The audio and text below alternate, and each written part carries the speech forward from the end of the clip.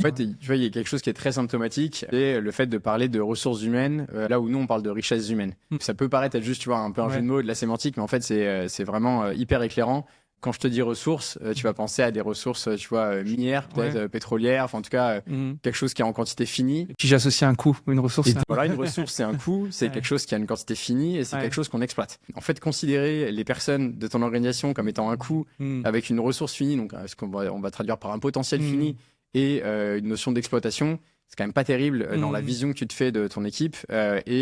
Nous, on est vraiment convaincus que, tu vois, dans une organisation, la première valeur, c'est les personnes. C'est pas les process, c'est pas les outils, c'est pas les clients. La première valeur de ta boîte, c'est les personnes qui travaillent dedans. Ça, c'est encore plus vrai quand tu es dans un milieu d'agence ou de prestations intellectuelles.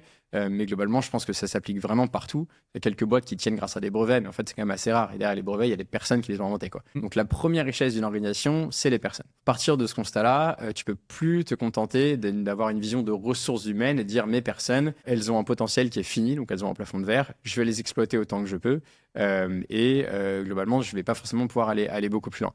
Quand tu renverses le paradigme et que tu passes à une notion de richesse humaine, ça devient quelque chose qui est infini, puisqu'une richesse, on dit plutôt qu'elle est infinie. Donc là, le potentiel humain des personnes est infini. Donc ça, cette capacité de se dire que quel que soit le niveau de la personne, tu peux continuer de l'emmener petit à petit à un cran au-dessus.